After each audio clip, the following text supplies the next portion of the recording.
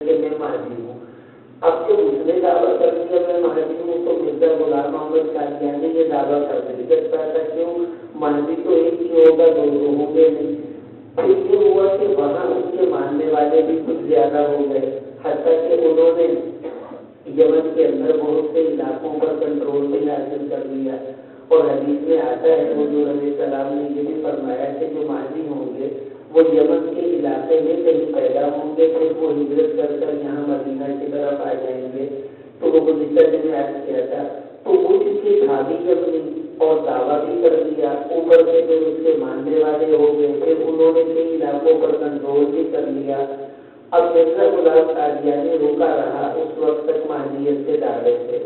پھر جب اس آدمی کا انتقال ہوا تو اس نے 1892 کے اندر یہ دعویٰ کر دیا کہ میں مہدی ہوں، اور اپنی مہدیت کے ساتھ اس نے ایک اور لفظ لگایا، اس لیے کہ اس زمانے میں انگریز کی حکومت کی بر صغیر میں، اور انگریز اس سے بہت ڈرتا تھا، وہ جو یمن والا مہدی جس نے دعویٰ کیا تھا، اس لیے کہ اس نے وہاں بھی انگریز کو کچھ نقصان دیا۔ تو اس نے اپنے دعوے میں ایک لفظ بڑھایا۔ یہ جو لفظ ہے نا، اصل میں یہی سمجھنے کی بات ہے کہ مرزا غلام محمد قادیانی کو انگریز نے کس مقصد کے لیے اٹھایا تھا۔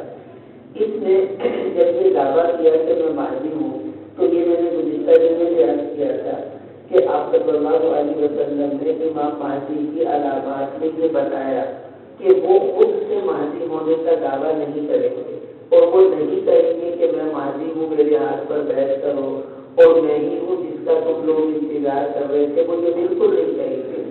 لوگ انہیں مجبور کریں گے کہ ہم آپ کے ہاتھ پر بیعت کرتے ہیں، آپ مہدی ہیں۔ خیر اس نے دعویٰ کیا تو یہ دعویٰ ہی کے جھوٹا ہونے کی نشانی ہے۔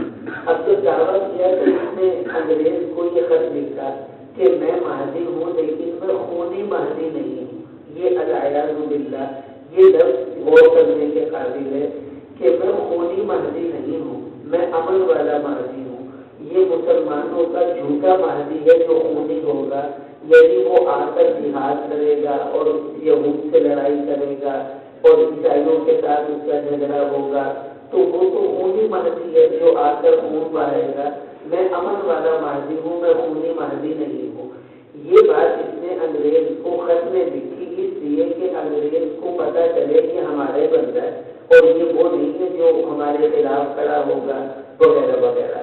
پھر مرزا غلام قادیانی نے جس وقت مہدی ہونے کا دعویٰ کیا، اس کے بعد اس نے پھر دعویٰ کیا تھا نبوت کا، اور نبی ہوتے ہی سب سے پہلا فتویٰ اس نے جو دیا اس کو سمجھیں۔ سب سے پہلا فتویٰ نبوت کے بعد جو اس نے حکم جاری کیا وہ یہ کہ میں اللہ کا نبی ہوں، اور اللہ کے حکم سے جتنی بھی جہاد کی آیتیں ہیں میں ان کو منسوخ کرتا ہوں، اور اللہ کے حکم سے جتنی بھی جہاد کی حدیثیں ہیں ان کو منسوخ کرتا ہوں۔ آج کے بعد جو بھی انگریز سے جہاد کرے گا اور اس میں مارا جائے گا وہ شہید نہیں کہلائے گا، وہ مردار کہلائے گا، اور انگریز کی حکومت بر صغیر پر اللہ کی رحمت ہے۔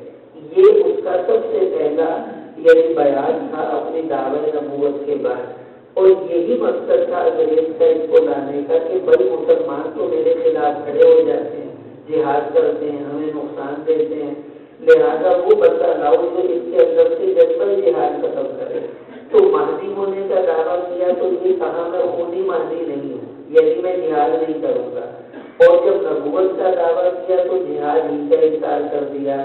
تو یہ قادیانیت کے عقیدے کی اصل وجہ مہدیت کے دعوے کی وہ جذبہ جہاد کا انکار تھا، اور امام مہدی تو آئیں گے اس مقصد کے لیے کہ امت کو ظلم و ستم سے نجات دیں گے جہاد کے ذریعے سے۔ تو یہ بالکل اسلام کے اپوزٹ عقیدہ انہوں نے قائم کیا۔ اب ظاہر ہے اس کو دلائل دینے تھے۔ اب اس میں سب سے پہلی دلیل یہ تھی کہ جن حدیثوں میں امام مہدی کا حلیہ بیان کیا گیا، ان کے نام خاندان کے بارے میں اطلاع دی گئی، وہ سب حدیثیں جھوٹی ہیں۔ کیوں؟ اس لیے کہ آپ صلی اللہ علیہ وسلم نے تو یہ فرما دیا کہ جو مہدی آئیں گے اس کا نام میرے نام پر ہوگا، اس کے باپ کا نام میرے باپ کے نام پر ہوگا، اور وہ سید ہوگا، اس خاندان سے ہوگا۔ یہ اور پھر اس کا حلیہ بتایا